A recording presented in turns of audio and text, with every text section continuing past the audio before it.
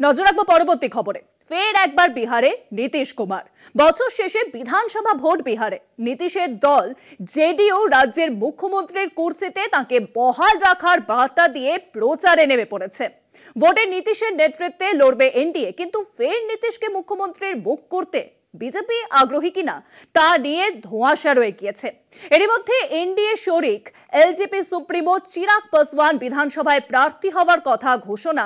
মোদী শাহের পরিকল্পনা নিয়ে চাপে জেডিইউ।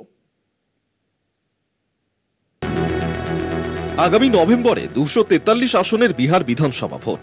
শিবির বদলে বদলে 2005 সাল থেকে একটানা রাজ্যের মুখ্যমন্ত্রী নীতিশ কুমার। রাজ্য বিজেপির তরফে নীতিশের বিকল্প হিসেবে এবার মুখ্যমন্ত্রীর আসনে দলীয় প্রতিনিধির পক্ষে সওয়াল শুরু হয়েছে। উল্টো দিকে ইতিমধ্যেই জেডিইউ প্রচার শুরু করেছে ফিরছে নীতিশ, অর্থাৎ দলনেতা নীতিশকেই মুখ্যমন্ত্রী করতে মরিয়া এনডিএ শরিক জেডিইউ। চলতি বছরে 4 বার বিহার সফরে এসেছেন প্রধানমন্ত্রী। গত 30 মে রাজ্যের বিক্রমগঞ্জে এক সভায় মোদী তার উপস্থিতিতেই জানিয়ে দেন আগামী ভোটে নীতিশের নেতৃত্বেই এনডিএ লড়াই করবে। তবে এনডিএ জিতলে নীতিশকেই ফের মুখ্যমন্ত্রী করা হবে কিনা তা খোলসা করেননি মোদী। এর আগে কেন্দ্রীয় স্বরাষ্ট্রমন্ত্রী বিহার সফরের সময় সাংবাদিকদের প্রশ্নের জবাব বলেন, ভোটের পর মুখ্যমন্ত্রীর বিষয়টি চূড়ান্ত হবে।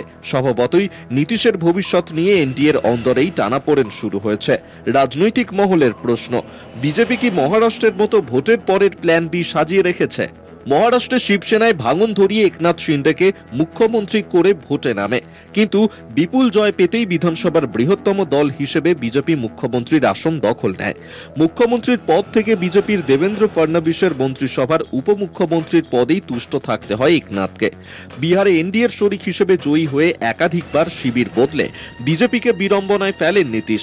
এবার প্রতিষ্ঠান বিরোধী হাওয়া সামাল দেওয়ার পাশাপাশি বিহার বিজেপির বার্তাও উড়িয়ে দিতে পারছেন না মোদী শাহ।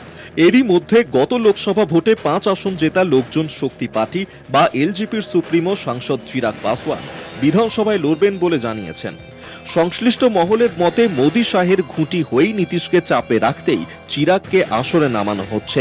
শীঘ্রই বিহারে এনডিএর বৈঠক, তার আগেই পাল্টা চাপ হিসেবে ফিরছে নীতিশ। পোস্টার ছেয়ে গিয়েছে রাজ্যে। কলকাতা টিভি।